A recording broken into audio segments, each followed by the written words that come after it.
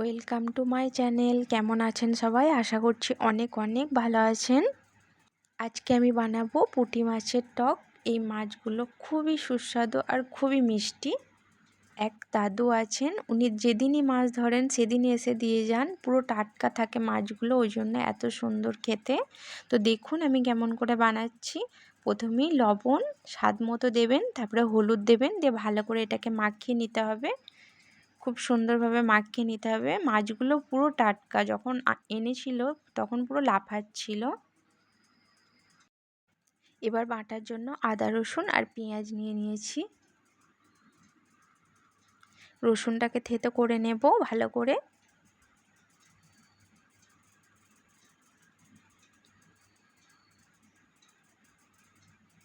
আদা রসুন বাটা হয়ে গেছে, এবার পেঁয়াজটা ভালো করে বেটে নেব।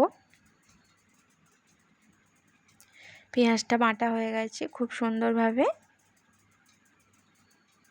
দেখুন, এবার তেঁতুলটাকে পানিতে ভিজিয়ে দিতে হবে কিছুক্ষণ, না হলে তেঁতুল থেকে মাড়িটা বার করতে অসুবিধা হবে। দেখুন আমি পানি দিয়ে ভিজিয়ে দিয়েছি। এটা 15 মিনিট মতো ভেজালেই হবে। তারপরে আমি মশলায় নিয়ে নিয়েছি সর্ষের তেল, লবণ, হলুদ, জিরে গুঁড়ো, ধনে গুঁড়ো, আদা রসুনের পেস্ট আর পেঁয়াজের পেস্ট, আর তেঁতুলের মাড়িটাও বার করে নিয়েছি। এবার একটি ফ্রাই প্যান গরম করে তার মধ্যে আমি সর্ষের তেল দিয়ে দিয়েছি। আপনারা চাইলে সাদা তেলও ইউজ করতে পারেন। এবার মাখানো মাছগুলোকে একে একে দিয়ে দিতে হবে। দেখুন আমি দিয়ে দিচ্ছি সব কটা মাছ একসঙ্গেই দেব, কারণ আমার ফ্রাই প্যানটা একটু বড় ছিল। আপনারা চাইলে দুবারেও দিতে পারেন।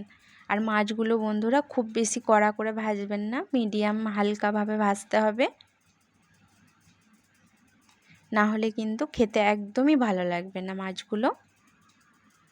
আমি ভাজছি, দেখুন ঠিক এরকম ভাজতে হবে। এই যে মাছগুলো ভাজা কমপ্লিট হয়ে গেছে, আমি ঢেলে নেব এবার। দেখুন ঠিক এরকম ভাজতে হবে, খুব কড়া করে ভাজলে কিন্তু একদমই হবে না। দেখুন ভালোভাবে দেখিয়ে দিচ্ছি, ঠিক এরকমই ভাজবেন। ওই যে পেঁয়াজটা বেটে রেখেছিলাম ওটা দিয়ে দিলাম। এবার এর মধ্যে একে একে সমস্ত মশলাগুলো অ্যাড করতে হবে।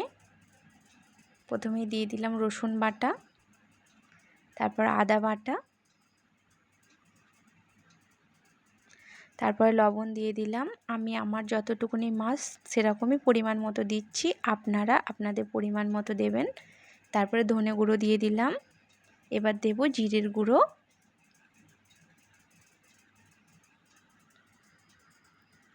তারপরে দিয়ে দিলাম হলুদের গুঁড়ো।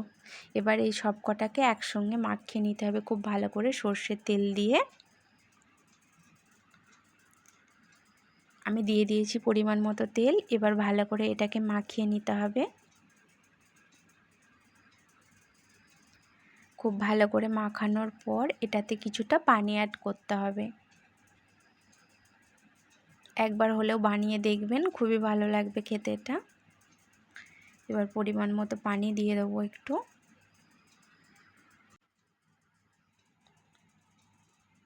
খুব বেশি পানি দেবেন না, এখন অল্প করেই দিতে হবে,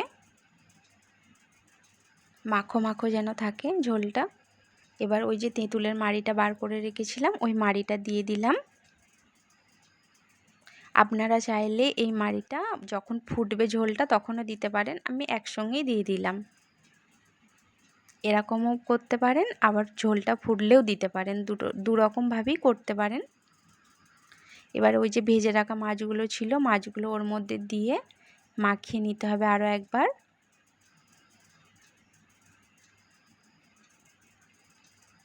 আরও একটু পানি অ্যাড করে দেবো, পানি একটু কম লাগছিল আমার। দিয়ে এটাকে ফোটাতে দিতে হবে ভালো করে।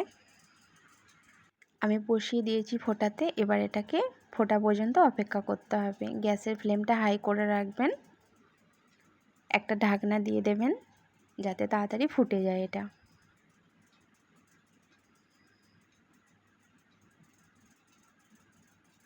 দেখুন কত সুন্দরভাবে ফুটে গেছে, ঢাকনাটাও আমি খুলে দিয়েছি।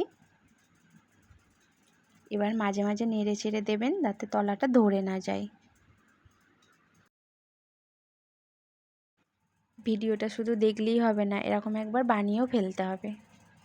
খেয়েই দেখুন না কেমন হয়।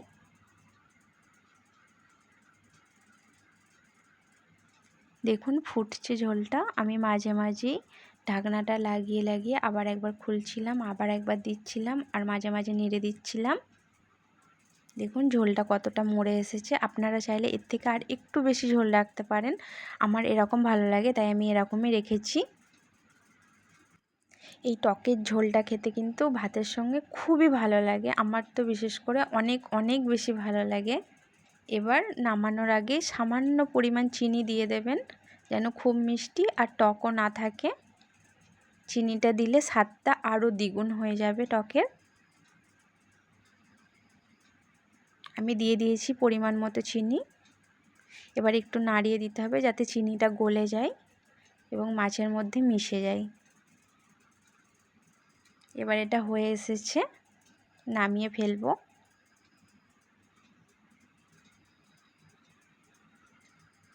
দেখুন গ্রেভিটা কত সুন্দর থকথকে হয়েছে পেঁয়াজ বাটাটা দেওয়ার জন্য।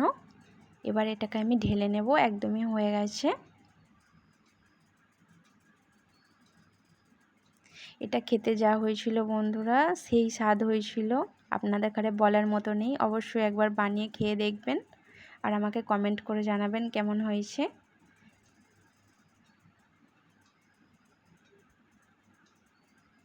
আমি তো খেয়েই ফেললাম, আপনারাও বানিয়ে খেয়ে ফেলুন একবার। আরও কি রান্না আপনারা দেখতে চান অবশ্যই আমাকে কমেন্ট করে বলবেন, আমি বানিয়ে দেখাবো আপনাদেরকে। আর লাইক করতেও ভুলবেন না, ভালো লাগলে একটা লাইক দিয়ে যাবেন।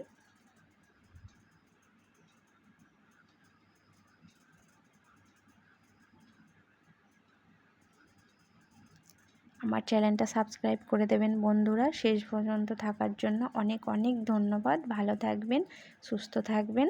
শেষ করলাম।